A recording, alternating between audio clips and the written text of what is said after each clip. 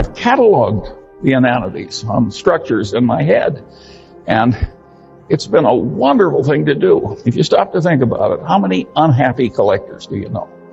Whether they collect silver or mistresses or, I thought I would speak tonight a little bit on my favorite subject just as a talk, and after that just take questions from Tom of any kind he wants to answer.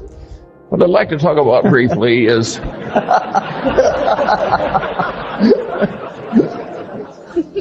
table. You think I'm kidding? The topic I'd like to talk about briefly is common sense. Which isn't common. Yes. See? And what people mean when they say a man has common sense is uncommon sense. And usually they don't mean that the man has a narrow little activity he's good at, like knitting sweaters, and he sticks to that. What they mean is a man that can operate over a pretty broad range of human territory without making any big boners. And that is a very important thing to be good at. And the question is how you get it. I was very lucky in my own life because every place I looked, at the pinnacle, there was a guy that was better than I was. And one of my father's best friends was a great surgeon with a vast mechanical ability. And I knew what this man did with his mechanical abilities and inventing all these spreaders and things he used to do his operation, that I would never be as good as he was. And everywhere I looked, there was somebody like that. And there was all this folly out there, and I suddenly realized, if I just avoid all the folly, maybe I can get an advantage without having to be really good at anything. And I kept doing that all my life, and it worked so well that I enjoy sharing it with people like you.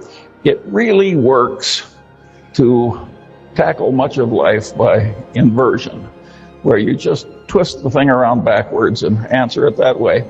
I have to give problems to my children, and once when I had all of them together, I said, well, there's an activity in America. There's a one-on-one tournament. And the national champion became the national champion on two separate occasions, 65 years apart. Name the activity. And 7 of my children could not remotely do it. The 8th is a PhD physicist, and he did it very quickly. And what he did was he just turned it around. He says, it cannot be athletic. And he realized that no 85-year-old was ever going to win an athletic thing with the neurological and other deteriorations that are so evident tonight on the stage.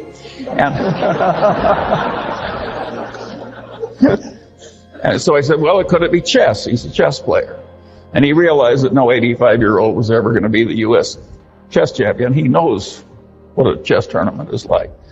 But that led him to checkers, a game that he could almost master with enough experience.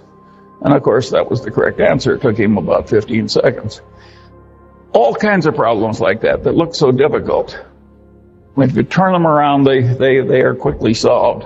And so this process that I've gone through life doing of identifying folly and trying to avoid it has worked wonderfully for me. Another trick that I got very early was that I loved big ideas that had a lot of instructive power. And I liked them so well that I didn't mind when they were in somebody else's territory. I just went in and took the ideas.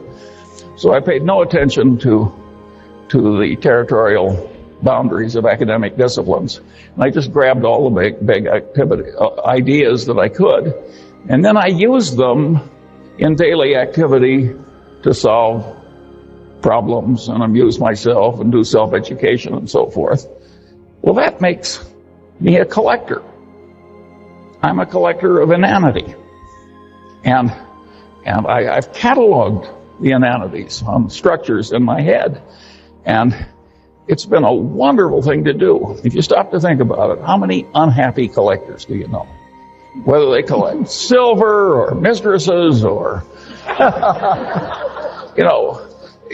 by and large, collectors are happy. And collecting inanities is just wonderful. if you collect stamps the way I once did, I soon had a U.S. stamp collection I couldn't afford to add a stamp to. Well, what fun is collecting when you can't afford the next stamp? When you're collecting inanities, there's never a shortage. And there's all this low-hanging fruit. We had one this morning from the governor of New York.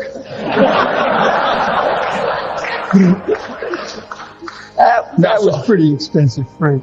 Well, but this is just a wonderful activity, and it's amused me and instructed me all my life.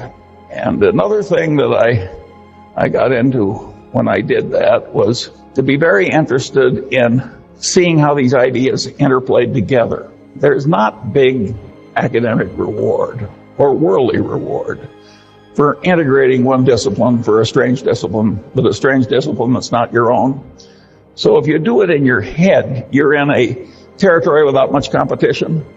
Warren always says you should take the high road in life because it's less crowded. And this is a less crowded mental road in life, and it really works. And of course, when you do that, you get into issues where ideas are in conflict. And of course, it demands synthesis. Well, a lot of people, when they see a demand for synthesis immediately retreat into whatever orthodoxy they came from.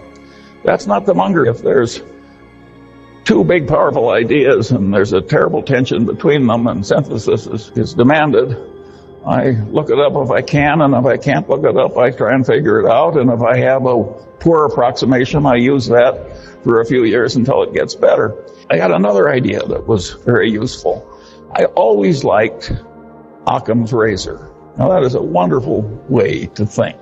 You can argue that Einstein's whole career was just a marvelous demonstration of Occam's razor. E equals mc squared is a pretty damn simple idea, but think of the power of it. Then Einstein developed, some people say, a corollary, a counter-corollary to Occam's razor. This may be apocryphal because I've never seen it in any original source I trusted, but I've seen Einstein quoted with this observation over and over again. Everything should be made as simple as possible, but no more simple. Well, if Einstein didn't say it, he should have said it, because this is a very sound idea.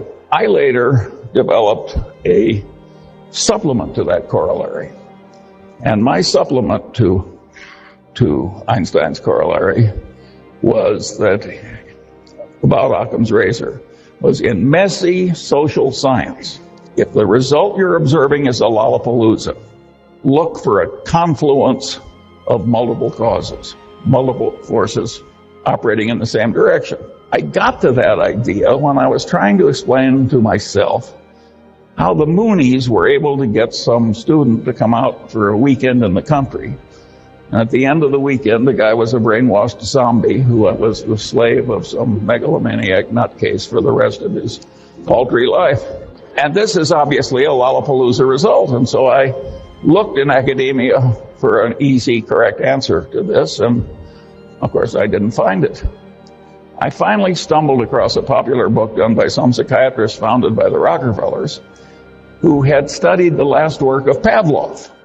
And Pavlov had these dogs in these cages. And when the Leningrad flood came in 1920, it went right up to the dogs' noses, and they damn near drowned and died, but didn't, and the stress was perfectly horrible. And they'd all been conditioned to have these dog personalities, and when the waters receded, the personalities had reversed. Well, Pavlov, being a great science, spent the rest of his life giving nervous breakdowns to dogs and trying to reverse those breakdowns. And this is not pretty reading, but it was very instructive. And I realized that the Mooney methods and the involvement of stress was clearly part of it. I also realized that the psychiatrist did not have an adequate explanation. Well, finally, I stumbled into psychology, in which I'd never taken a course.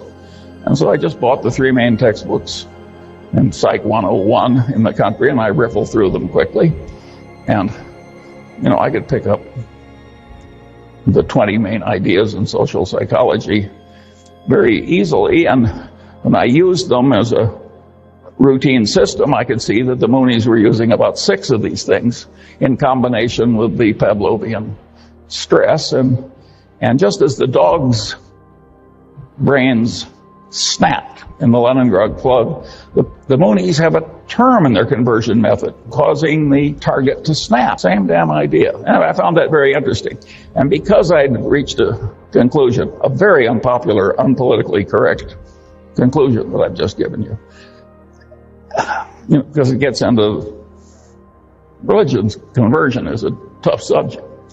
But at any rate, it satisfied me, and so I expanded it into this corollary of looking for a confluence of causes when you see a Lollapalooza result in social science. And that has been enormously helpful to me, because I find that a lot of social scientists have a weird mania where they twist everything into whatever little concept they started with. Again, it's that old saying, to a man with a hammer, every problem looks pretty much like a nail. And I have worked hard to avoid that problem. And of course, if you grab the big ideas in all the disciplines, by definition, you're a man with multiple tools. So you're less likely to commit the inanities of the people who twist every problem into being a nail. Well, at any rate, there were a series of tricks like that I used as I went through life. And it was amazing how many times I'd find something that I could easily solve with my little bag of mental tricks that had missed other people who were eminent in their field. I could go right into their territory sometimes and see more clearly than the professional denizen how his conclusions fit into the bigger picture. Again, this is a very dangerous attitude to have in ordinary social discourse, but it's a very good way to invest money. At any rate, that's the kind of a peculiar man you have here tonight. And of course, I idolized Ben Franklin because I identify with him. Of course, he was so much more talented than I am. It's just a joke to make the comparison. But at least he was a totally self-educated man that wandered over a vast amount of territory and was pretty competent over the full range. And a lot of Franklin's knowledge was psychological too. He was a great observer of human nature. And so there are implications, of course, in this attitude of mine in academia. And the implication is very simple. Social science in America is very poorly taught. And the people who are the denizens and the people that they teach are way more incompetent than they need to be. The solution is to get all these social scientists, or the ones that have the capacity to do it at least, so that they are comfortable across the boundaries of disciplines and see where the ideas conflict. Let me give you a simple example. If you went around Caltech and asked people, where do the laws of chemistry not apply? Practically everybody would say, well, they don't work in a hot plasma. No big deal.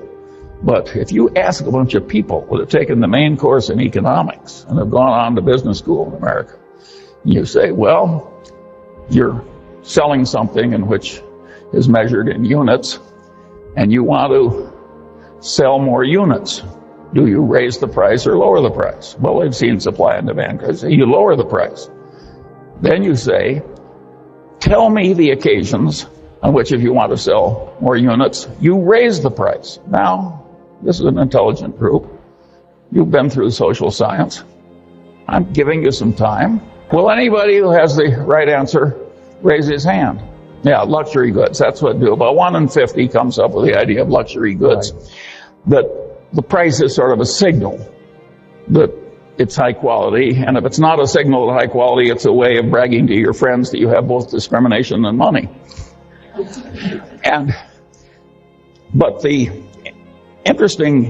one other interesting example is the one that happened to my Caltech educated friend Bill Ballhaus, who was CEO of Beckman Instruments, a company founded by another eminent Caltech professor. And Ballhaus had in his business collection a company that made some complex gizmo that they sold for a lower price than the other two gizmos in the market.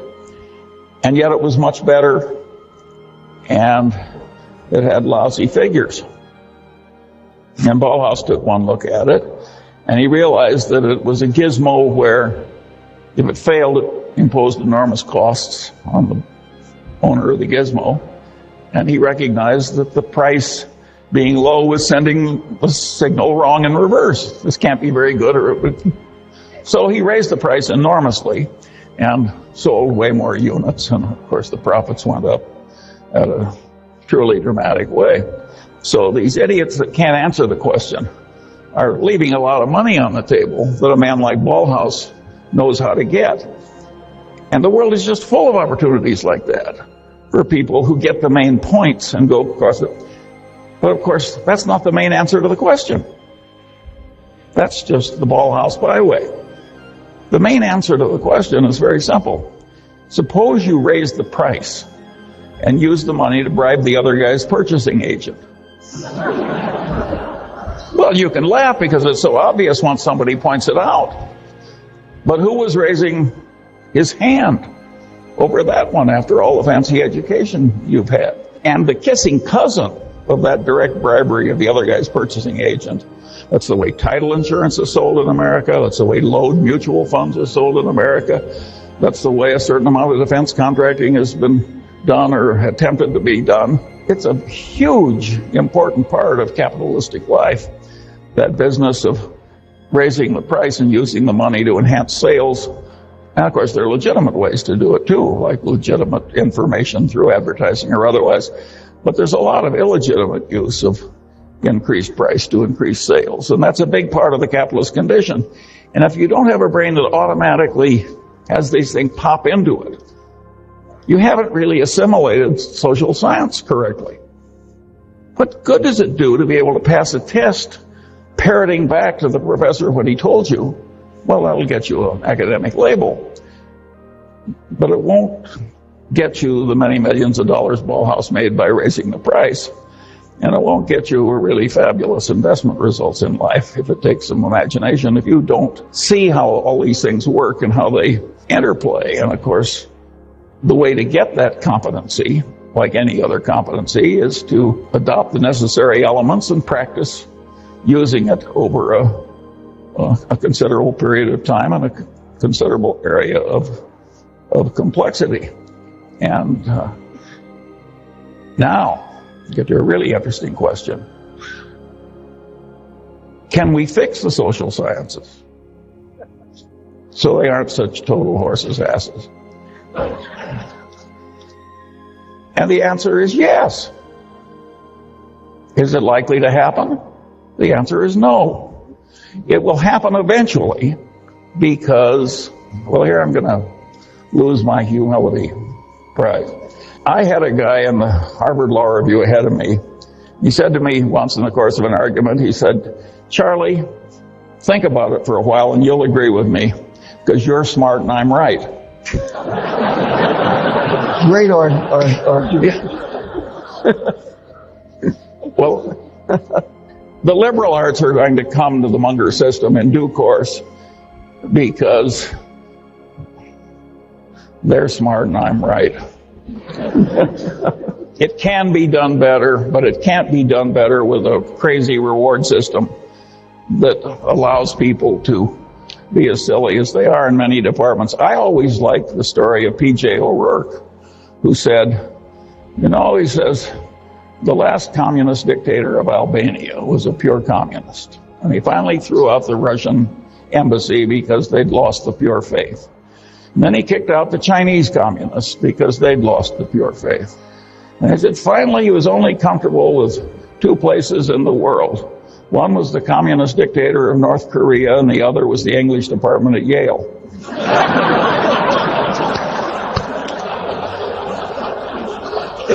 Well, you think I'm kidding, but there is a lot of extreme craziness in some of the liberal arts, and they select people who share their craziness. And it is not necessary that academia tolerate forever this lack of multidisciplinary competence. It's not that hard. If some aging, untrained, fat, old man can do it, surely the young, brilliant liberal arts people can do it. It will take a different incentive and a different system. It might even be that a place like Caltech could do it, but they'd have to get a rather unusual person to do it.